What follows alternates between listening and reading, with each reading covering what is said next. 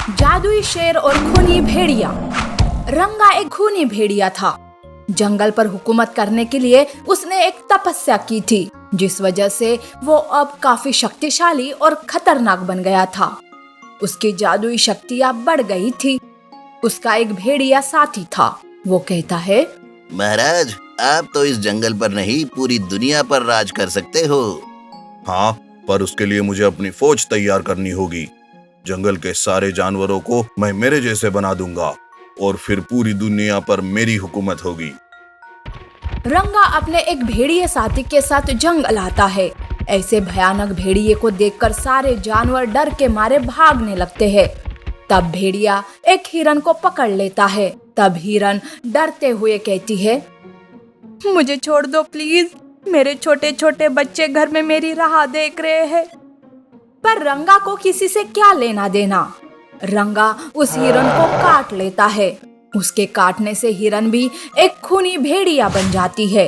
अब जानवर एक दूसरे पर ही हमला करने लगते हैं, यहाँ तक कि रंगा की भेड़ियों की फौज बढ़ने लगती है।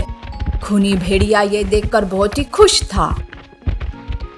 तभी हाथी भागते हुए शेर के पास जाती है और कहती है, महाराज महाराज, एक खूनी भेड़िया जंगल में घुसकर तबाही मचा रहा है।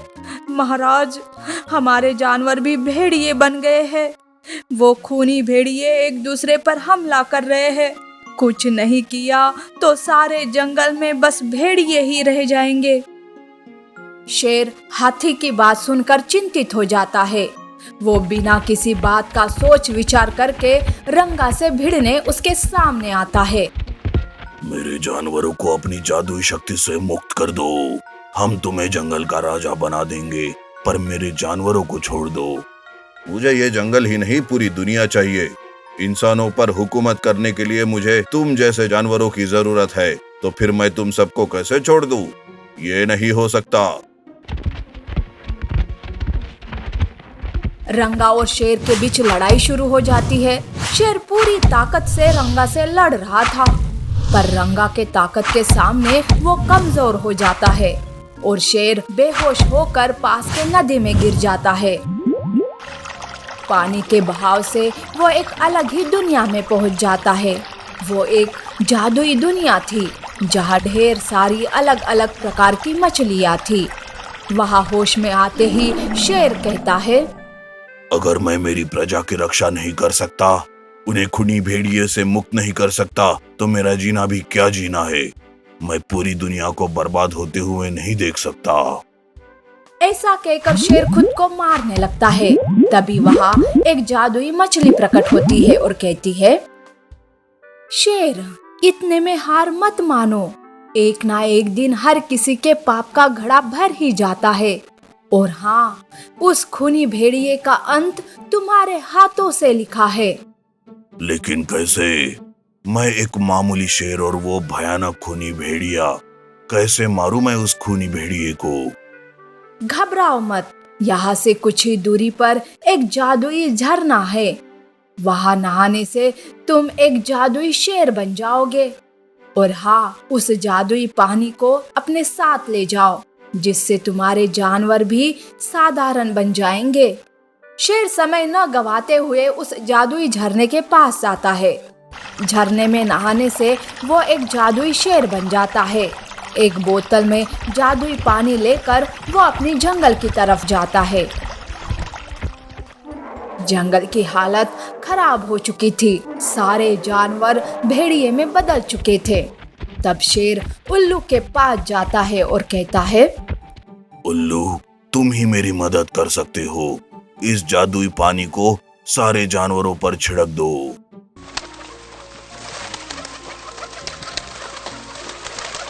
उल्लू ऊपर से जादुई पानी जानवरों पर छिड़कने लगता है।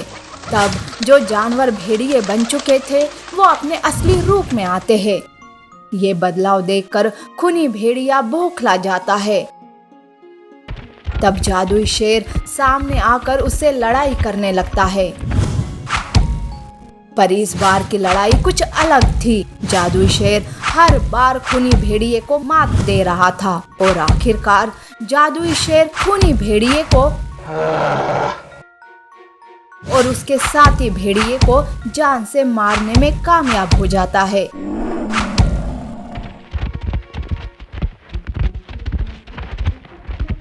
सारे जानवर खुश हो जाते हैं और शेर महाराज का जय जयकार करने लगते हैं। फिर से सारे जानवर जादुई शेर के छत्र साया में खुशी खुशी से रहने लगते हैं। तेंदुए का पुनर्जन्म और बेटे ने लिया माँ बाप की मौत का बदला। एक घना जंगल था। जंगल के चारों ओर खूबसूरत पानी के झरने और पहाड़ियाँ थी। उसी जंगल में एक तेंदुआ भी था जो अपने पिता के साथ रहा करता था। तेंदुए का नाम था बगीरा, जो बहुत ही नटखट और चालाक था। बगीरा हमेशा झरने के पास बैठकर उसे देखते रहता। उसे वो झरना देखना बहुत अच्छा लगता था। एक दिन उसने अपने पिता से कहा, पिताजी, ये झरना कितना सुंदर है ना, मुझे झरने के उस पार जाना है। ये सुनकर उसके पिता घबरा जाते हैं और बगीरा से कहते हैं, देखो बेटा, फिर कभी तुम झरने के पार जाने वाली बात मत सोचना। वहाँ बहुत खतरा है, वहाँ खतरनाक शिकारी रहते हैं। अपने पिता की बात सुनकर बगीरा चुप हो जाता है और कई दिन ऐसे ही गुजर जाते हैं। बगीरा अब बड़ा हो चुका था, पर उसके मन से झरने के पार जाने वाली बात अभी तक नहीं गई थी। एक दिन वो अपने पिता को बिना बताए झरने के उस पार चला जाता है।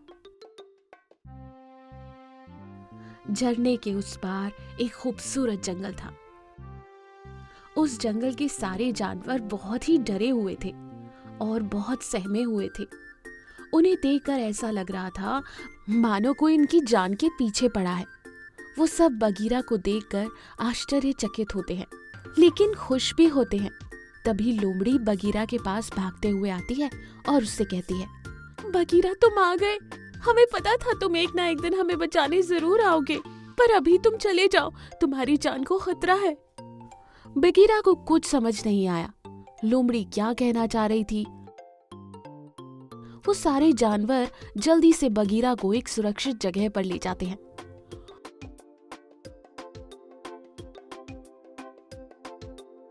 कौन हो तुम लोग और क्या हो गया है तुम लोगों को, और तुम मुझे कैसे जानते हो? हाँ, हम सब तुम्हें जानते हैं। कुछ साल पहले हमारे जंगल में कोई शेर नहीं था।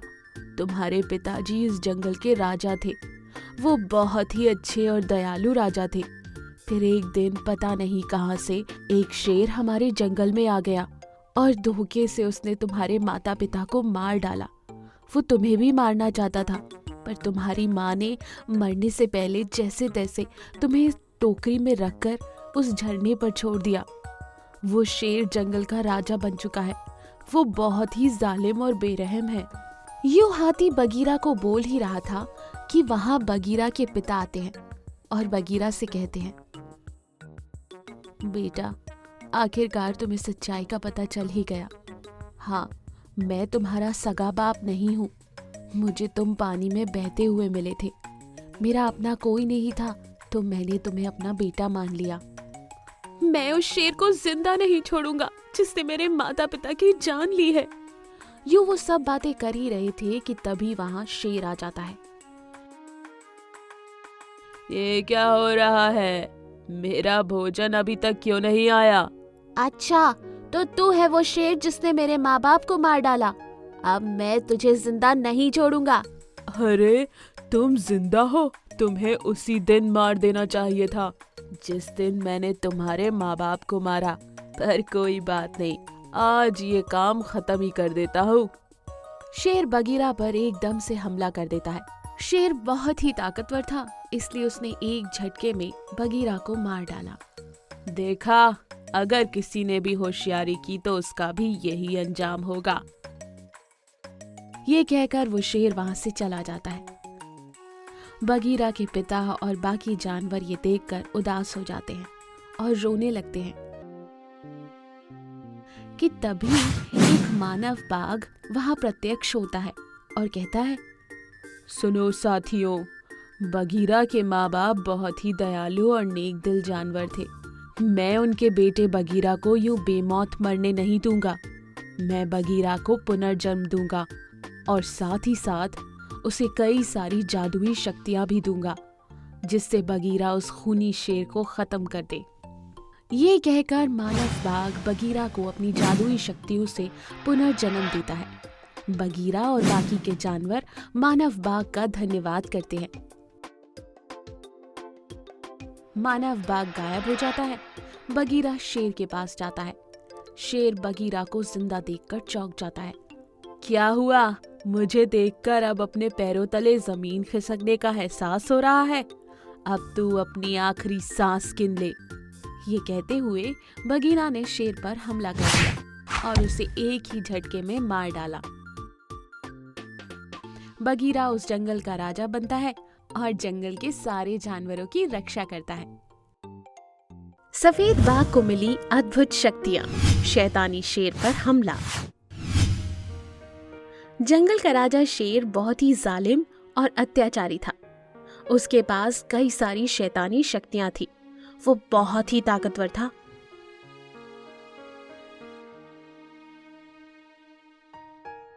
वो अपनी शैतानी शक्तियों से जब चाहे तब जंगल के जानवरों का शिकार करता या फिर उन्हें अपना गुलाम बना लेता। जंगल के सारे जानवर अपने राजा शेर से बहुत परेशान थे। दूसरी ओर उसी जंगल में एक सफेद बाघ था जो बहुत ही अनोखा था। वो अपने बेटे के साथ रहता था। बाघ बहुत ही दयालु और शांत स्वभाव का था। वो जंगल में किसी को भी परेशान नहीं करता था। जंगल के सारे जानवर सफेद बाघ को बहुत पसंद करते थे। वो यहाँ तक सोचते थे कि शेर के बदले जंगल का राजा सफेद बाघ क्यों नहीं बना। एक दिन शैतानी शक्तियों वाला शेर जंगल में घूम रहा था कि तभी उसकी नजर सफेद बाघ और उसके बच्चे पर पड़ती है। वो दोनों अपनी गुफा के बाहर आराम कर रहे थे। ये देख शैतानी शेर अपने मन में सोचता है, अरे ये सफेद बाघ तो बहुत ही अद्भुत और अनोखा लग रहा है। मैं इसे अपना गुलाम बना लेता हूँ, फिर यही मेरे लिए शिकार ढूंढ कर लाएगा।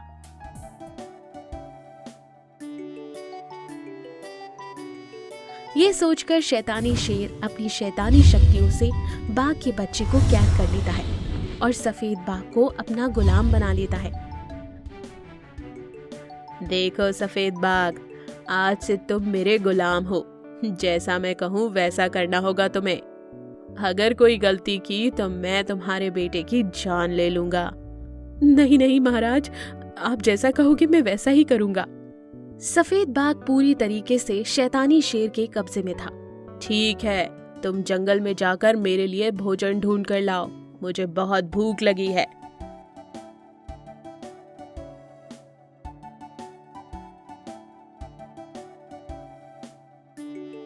यूं सफेद बाघ शैतानी शेर के लिए रोजाना शिकार ढूंढकर लाता था और शैतानी शेर मजे से उस शिकार को खा जाता था। ऐसे ही दिन गुजर रहे थे।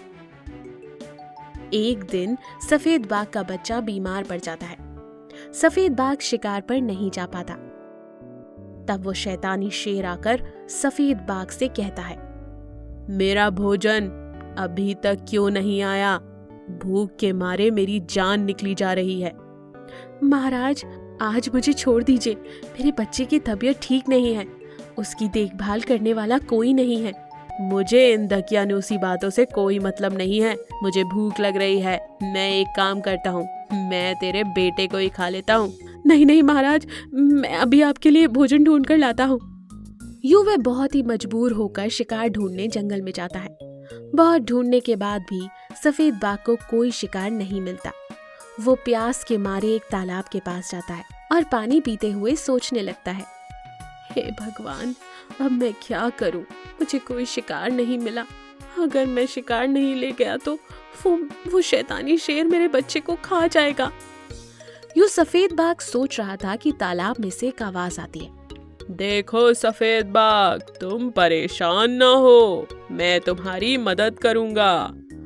सफेद बाघ ये सुनकर चौंक जाता है और कहता है, कौन हो तुम?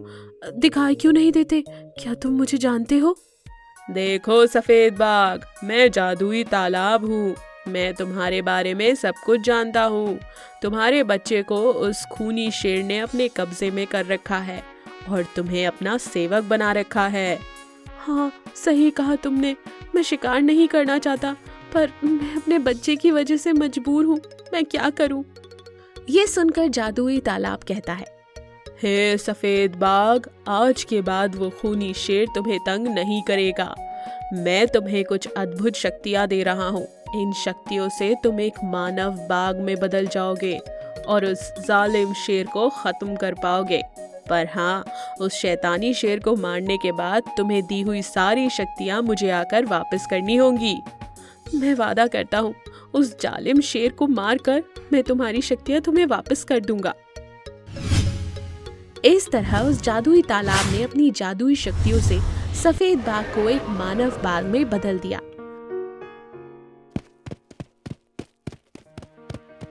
मानव बाघ अपने बेटे के पास आता है। शैतानी शेर मानव बाघ को देखकर गुस्से से आग बबूला होता है और कहता है, उस सफेद बाघ की ये मजाल कि वो ना आकर तुम्हें भेज रहा है, और वो भी खाली हाथ। अब मैं उसके बच्चे को नहीं छोड़ूंगा।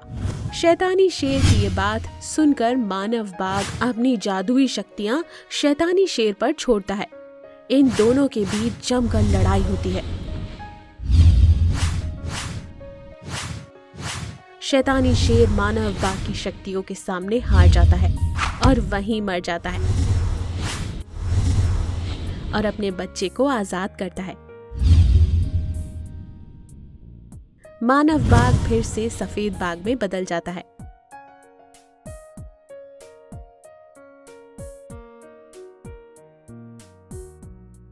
और सफेद बाघ अपने वादे पर कायम रहा और तालाब के पास जाकर उन शक्तियों को वापस करने लगा। ये देखकर जादुई तालाब कहता है, सफेद बाघ, तुमने अपनी सच्चाई और ईमानदारी से मुझे जीत लिया है। आज से ये जादुई शक्तियां तुम्हारे पास ही रहेंगी। तुम इन शक्तियों से जंगल और जंगल के जानवरों की रक्षा करना।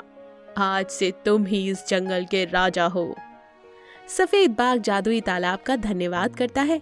इस तरह सफेद बाघ जंगल का राजा बनकर जंगल और जंगल के जानवरों की रक्षा करते हुए अपने बेटे के साथ खुशी खुशी जीवन गुजारने लगता है।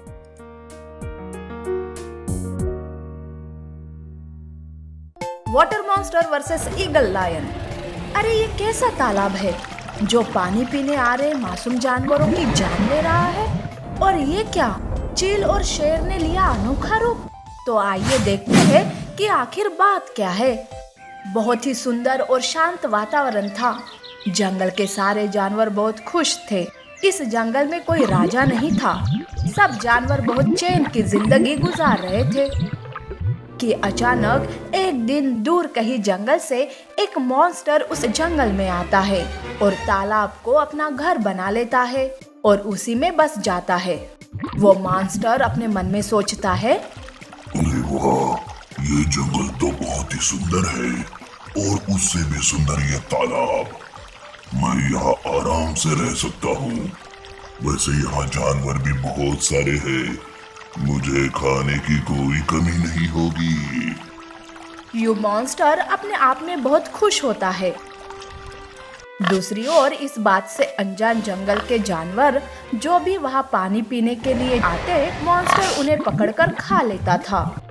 धीरे धीरे ये बात जंगल में आग की तरह फैल गई। एक बार सारे जानवर एक जगह पर इकट्ठा होकर तालाब के मॉन्स्टर के बारे में बातें करने लगते हैं। अरे हाथी बहन, क्या तुमने सुना? तालाब में एक मॉन्स्टर आया है जो दिखाई नहीं दे रहा है, पर जो कोई भी जानवर वहाँ पानी पीने जाता है वो मॉन्स्टर उसे खा जाता है।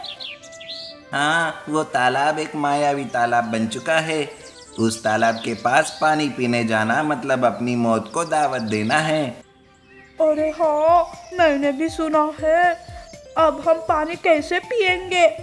वही एकमात्र तालाब है जो हमारे करीब है। दूसरा तालाब तो कोसों दूर है। वहाँ तक जाते जाते हमारी जान ही चली जाएंगी।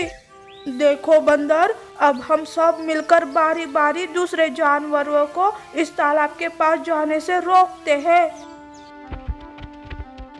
यूं वो बारी बारी दूसरे जानवरों को उस तालाब के पास जाने से रोकते थे, पर कोई ना कोई वहाँ पानी पीने जाता ही था और वो मॉन्स्टर उनका शिकार कर लेता था।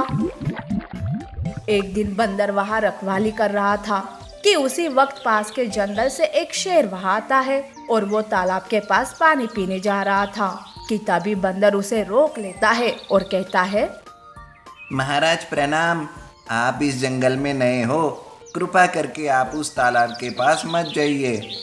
वो तालाब एक मायावी तालाब है, वहाँ जो कोई भी पानी पीने जाता है वो मॉन्स्टर उसे खा जाता है।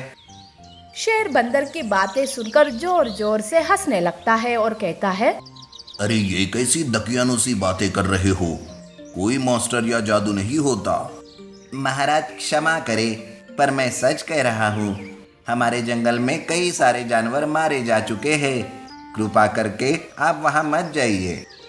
शेर जोर से दहाड़ मारते हुए तालाब के पास जाता है। ये बंदर भी ना पता नहीं कैसी कैसी बातें कर रहा था, लगता है वो पागल हो गया है। देखो तो सही कितना सुंदर तालाब है। ये कहकर शेर पानी पीने लगता है। सब कुछ शांत था कि अचानक तालाब का मॉन्स्टर शेर पर हमला करता है। शेर मॉन्स्टर के हमले से बच जाता है और कहता है, अच्छा तो तुम हो जो यहाँ के मासूम जानवरों की जान ले रहे हो। वो मॉन्स्टर 3 सर वाला और दिखने में बड़ा ही भयानक था। उसकी लाल लाल आंखों को देखकर तो दिल दहल जाता था। उसकी आवाज भी बड़ी ही डरावनी थी।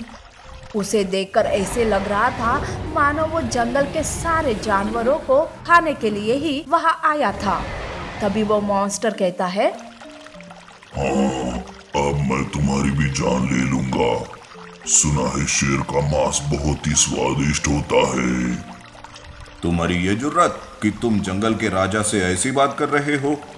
अब मैं इस जंगल के किसी भी मासूम जानवरों को तुम्हारा शिकार नहीं होने दूंगा। उन दोनों के बीच लड़ाई शुरू होती है। शेर की ताकत उस मॉन्स्टर के सामने कम होती है। शेर घायल हो चुका था। शेर जैसे तैसे वहां से भागने लगता है। वो भागते भागते बेहोश हो गया था। थोड़ी देर बाद जब उसे होश आता है तो वो अपने सामने एक चील को पाता है। महाराज प्रणाम, आप ठीक तो हो ना? हाँ मैं ठीक हूँ। मैं एक शेर होते हुए भी इन मासूम जानवरों को बचा नहीं पा रहा हूँ। मेरे कुछ समझ में नहीं आ रहा है कि कैसे उस मॉन्स्टर से इन मासूम जानवरों की जान बचाऊं। महाराज, मेरे पास कुछ शक्तियाँ हैं जो मुझे एक स्वामी जी ने दी थी और कहा था कि मैं उन शक्तियों का सही उपयोग करूं। मुझे लगता है कि हम उन शक्तियों से उस मॉन्स्टर को खत्म कर सकते हैं। अच्छा, तो फिर देर किस बात की, जल्दी से आओ और उस मॉन्स्टर को खत्म करो। महाराज, मैं अपनी शक्तियों से किसी ताकतवर जानवर को अपने शरीर में जोड़ सकती हूँ।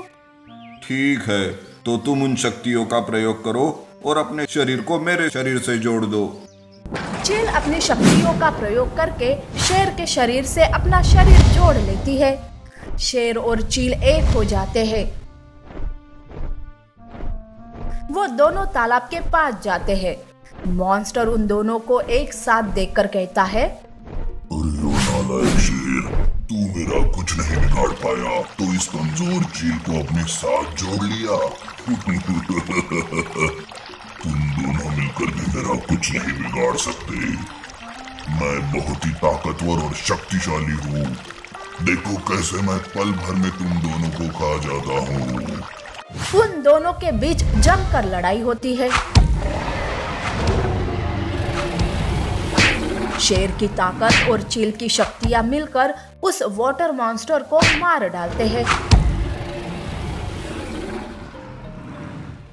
जंगल के सारे जानवर ये देखकर खुश होते हैं और चैन की सांस लेते हैं। जंगल के सारे जानवर मिलकर शेर को अपने जंगल का राजा बना लेते हैं।